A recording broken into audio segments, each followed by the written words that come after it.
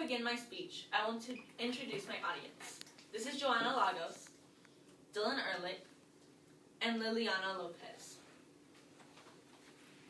Hello, staff and students. Today I will be discussing with you the pros and cons of cooperative learning. But first, let me explain to you a little bit of what cooperative learning actually is. Cooperative learning is a method of teaching in which students are placed in groups and usually play games in hopes that they will learn the lesson a little bit better.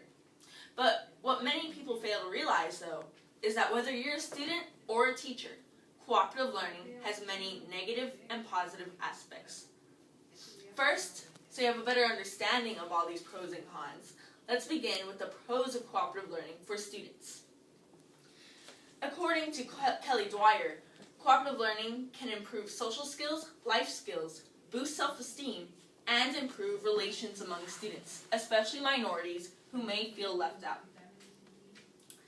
Some may argue that cooperative learning does not do these things, and that it is a totally negative form of teaching. But this is not the case.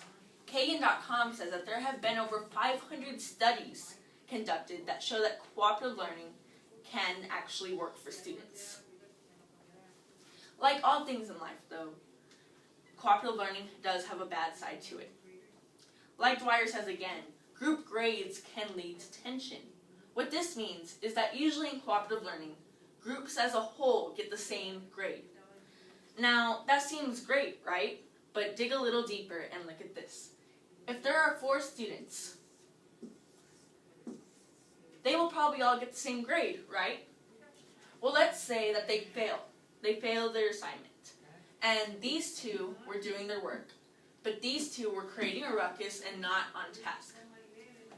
Is it really fair that these 2 students got a failing grade when only these 2 should have got the failing grade? No.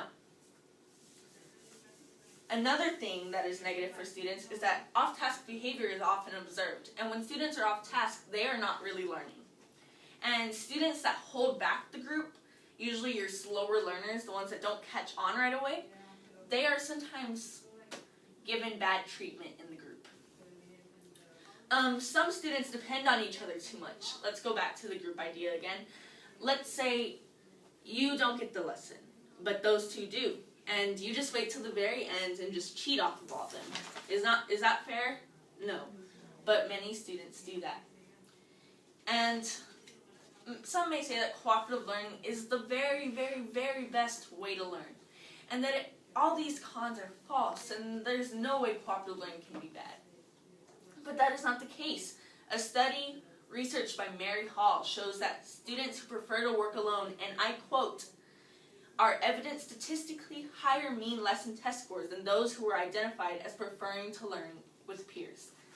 This pretty much means in simpler terms that some students who say they want to work in a whole group together because they say it helps them learn better, sometimes their test scores are lower than the ones who actually want to work alone and only want to hear the lecture. Does anyone have any questions before I move on to the next section? No? Okay.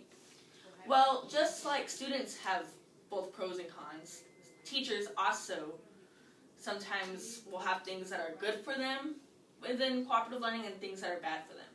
Let's begin with the pros for teachers. To help get a better understanding of what really goes on in a teacher's mind, I got the opinion of a real teacher, Rob Franks. He says when he does cooperative learning in his classroom, his class attendance rates go up. And what kind of teacher would not like to have all their students in class? Also, his students pay more attention, he noticed. He noticed that all eyes are on him. He does not see kids talking to each other as much because they want to pay attention and they know that the information that he's saying will help them in their group projects later on. And also, students come up with more innovative solutions. This is because they collaborate with each other more and they talk with each other more in order to get their answers to the very next level. And maybe they weren't capable of it before talking to their friends. But also there are many cons for teachers because, let's face it, when you're dealing with a group of kids, the kids won't always help you out.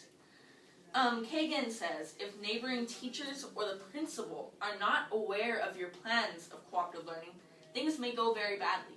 I mean, let's say you're conducting a group activity and your kids are playing games, but it's a cooperative learning activity. And they get a little noisy, so the principal or your next door neighbor teacher walks in, and they are just appalled at what you are doing, and they think you are just off task and you're a terrible teacher because you're not actually teaching them. But they don't know that this is actually a plan to get your students to learn. Another thing is that students may get rowdy. I mean, naturally, when you have a group of students next to another group of students, next to another group of students, they begin yelling to each other, and it's just a big cycle that gets really, really, really loud sometimes if the students are not disciplined enough to handle it. It also keeps you on your toes whenever teachers have to look who's doing that, who's right, who's actually learning and doing what they're supposed to do. And also, if you're a busy teacher, you may not have time to prepare for these labs because it takes a lot of time to print out the materials, to plan the materials. You have to be well thought out and really organize your lesson plans in order to really get the full effect of cooperative learning. So all in all, you see that cooperative learning is both good and bad. There is no totally good side to it or totally bad side to it. Whether you're a student or a teacher, cooperative learning can either work really well for you or really badly. Thank you. Yeah.